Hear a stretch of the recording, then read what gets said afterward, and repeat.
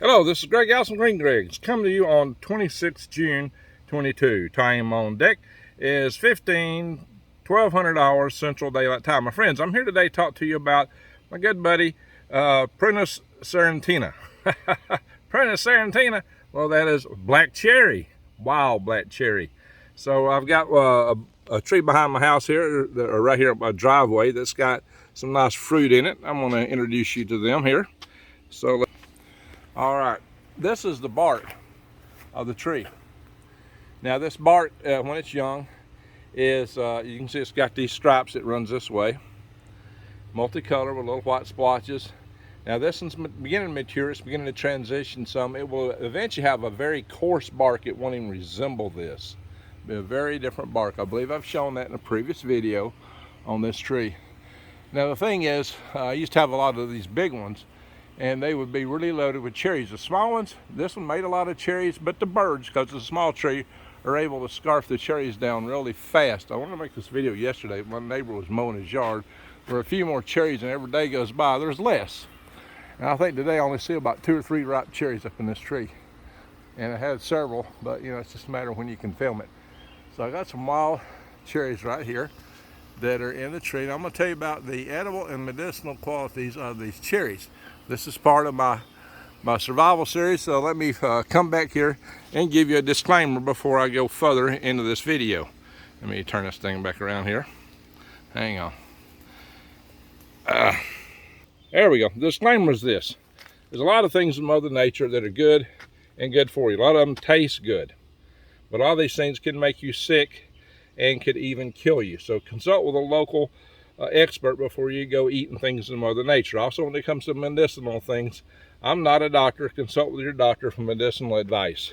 I'm just here to tell you a lot of the uses that people traditionally ascribe to these plants, okay? So pay attention, and you know, you have to give these disclaimers. Because we have such a freedom of speech in this nation today, right? Alrighty guys, I'm going to pull down one of these fruits here. You can always grab a branch and kind of pull down a little bit and find a place we can reach up to it, or the lower branches, and pull them down. So there we go. That's how I grab a tree, pardon me, and pull down the branches so I can get to the fruits. And so I'm just kind of walking out to it, and I'm holding the phone. It makes it a lot more difficult to do. And let's see, there we are. There's a wild cherry. These red ones are not quite ripe, although they have their own use. There's a black one right there. I see a black one there. Get over here. Kind of hold the phone and not lose all this. Okay, this is getting more challenging. I'll try to hold the tree, the phone, and pick berries. Yeah, see the birds have really got some of these berries. They're cleaning them up real fast. Birds love these, you might say. Oh, there's some right there. All right, there I am. These are small fruit. That one's not quite ripe. That one's very ripe. They tend to be very tart but sweet at the same time. Now the wild berries has a very small pulp of fruit around a really large seed. They're called a stone fruit, just like a peach, because they have a stony seed in the middle, which means I guess they're related. That's what the experts would tell us, right? So I'm going to try to eat some of this and give it. There's a ripe one. Very tasty, very strong. A lot more tart than that's the seed right there. They're a lot more tart than the ones you buy in the store. Now, there's some dark black cherries you can get, store big ones. They're nice too. These are more tart. You know, it's slightly red. It's not bad. A little tartar, but not bad. I see another black one up there I'm going to go for. Maybe I'll do that after I shoot the video. So, but let's talk about these. I'll show you the seeds in my hands. I'm going to turn the video around to do that. There you go. Give you an idea. The seed ratio is very high on the seed end for a cherry compared to what you might buy from the store.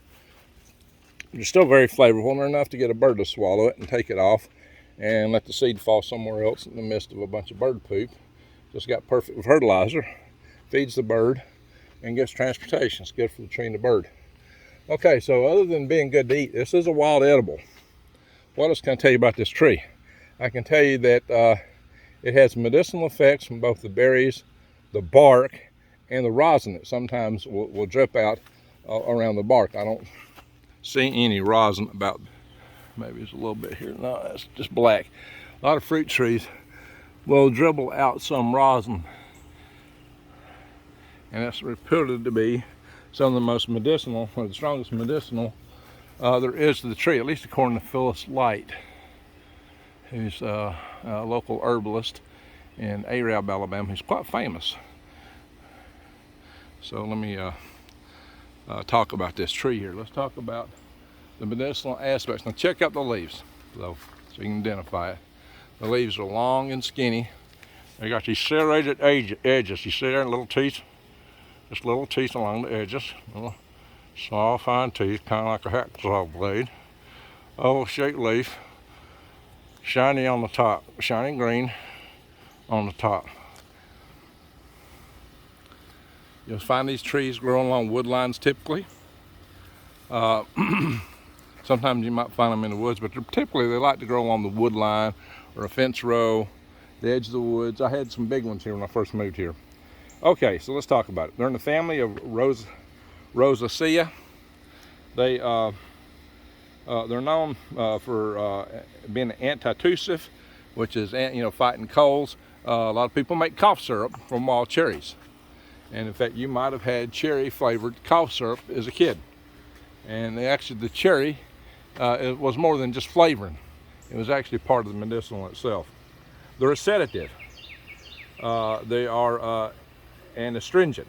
We're going to talk about astringents here in the last part of this video, what all the good uses of astringents, okay, or some of them. They're known as a cooling. They're known for cooling and for being nervine. They're a nerve, supposed to calm the nerves, I suppose. Now for cough, they say use 20 drops of wild cherry tincture diluted in 4 ounces of water. If you got a dry cough, it'll help you to develop a deeper, more moist, productive cough to expectorate. I hate to get all that stuff up. Now the rosin exuded by the bark is again a key for use in cough and nerve tonic, fever, rapid and weak pulse, heart palpitations, and loss of appetite. Well, that's pretty good. Heart palpitations, rapid and weak pulse. I've had that issue in my past. For a tincture, you do fresh bark in basically 1 to 3 and a 40% ETHO. I guess it's ethylene. I don't know. I'm not sure. Alcohol. 10 to 20. Use 10 to 40 drops, 1 to 4 times a day. And for a class cert, well, I'm not even going to that. So basically, it's got a lot of uses. Now let's talk about the astringent properties. Oops, sorry about that. Sitting here getting distracted here. We'll talk about the astringent properties. So, as an astringent, again, what's an astringent do? It shrinks your body tissues. It tightens your pores. It's used for constriction of blood vessels and mucous membranes and stuff like that. Like it might slow down bleeding. The green fruit actually may be better as an astringent. What it does, it can help reduce blood discharge. It can help reduce discharges in your mucus secretions, and it's said to be good for sore throats, because a lot of times your sore throat's got all kinds of secretions going too, and you got open sores. So it can help with, like I said, sore throats. It's said to help with diarrhea and hemorrhoids, peptic ulcers, hemorrhages, good for acne if you have oily skin. It's said also to work against certain allergies, insect bites, and I mentioned earlier hemorrhoids, I think I said that. Fungus infections, such as athlete's foot, are also supposedly treatable by the wild cherry.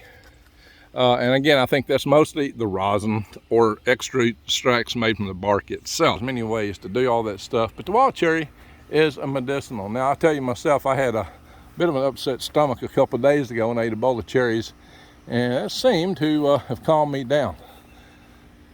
So there's a few more cherries up here. It's on the verge of getting ripe. But there's not many, so they're all very much suspect that a bird might get them before me. I'm going to try to reach up here and get this tree one more time, pull it down this tree limb. I see one ripen I'm going to go for. I might find another one when I'm up here.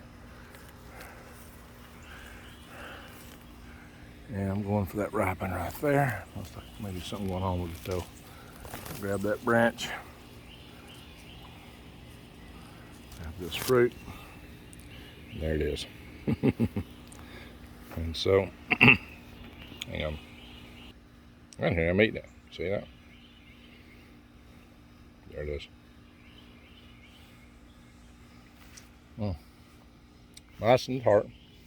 Kind of a tart sweet. I think the tartness may have a lot to do with the medicinal aspects of it, but it's good. I like a tart flavor, the tart sweetness. So it's kind of an interesting thing. Some people say that wild cherry, the cherry juice and beet juice could actually be used to control blood sugar. It's kind of hard to believe something sweet would be used to control blood sugar, but that's what some people claim. Again, disclaimer, I'm not a doctor. So if you need medical advice, check with your doctor. Of course, I'll never tell you anything about herbals. At least not your normal doctors here in Western medicine. But anyway, be your own judge and be careful with whatever you do. Like I said, there's a lot of things in Mother Nature that can make you sick or kill you. They might even taste nice, but I kind of doubt most things. Our tongues are kind of set that if it tastes good, it's good for us, usually. There may be exceptions, like fly poison. Anyway, my friends, with that, I'm going to say thank you for watching. Remember, there's a lot of good wild edibles in the world. Just be careful. And you can survive out here if you know what to do. Absolutely. Never forget. A lot of wild edibles are right like clover. See this clover, the top that's got the little chevrons in the leaves? That's edible. That's just red clover. Thank you for watching. Have an awesome day. Greg out.